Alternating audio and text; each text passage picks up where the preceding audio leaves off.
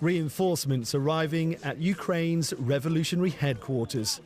Even as President Yanukovych was planning to offer his biggest concessions yet to the protesters, a public display of dissent against his rule. The EU flag, a new addition to their uniforms, a reminder of how these protests began in the first place. The situation in Ukraine is so bad we decided to come to Kiev to show our support for the protests. We all made the decision to come ourselves. We will arrive immediately with weapons and will give a professional counterattack with weapons.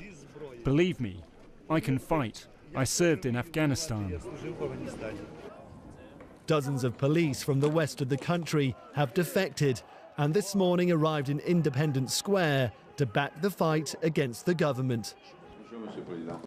After marathon talks overnight between EU and Russian officials and the government, a possible deal has emerged to try and prevent more bloodshed. The president has promised a change to the constitution, with powers transferred from the presidency to the parliament, and perhaps most significantly, early presidential elections. Protesters are cautious though, and it's far from certain whether the men manning the barricades will accept the plan. These are petrol bombs. The protesters are clearly ready for a fight. What matters to them is whether President Yanukovych remains in power. Until he goes, these demonstrations look set to go on, and the anger and division in this country could continue to grow. Those divisions are just as stark in Parliament.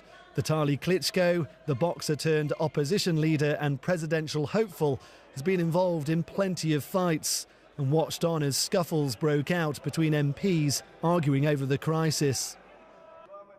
The government still blames the protesters for the violence. The country and the world is focused on events in Independence Square, and how the people across the country react will determine the fate of Ukraine.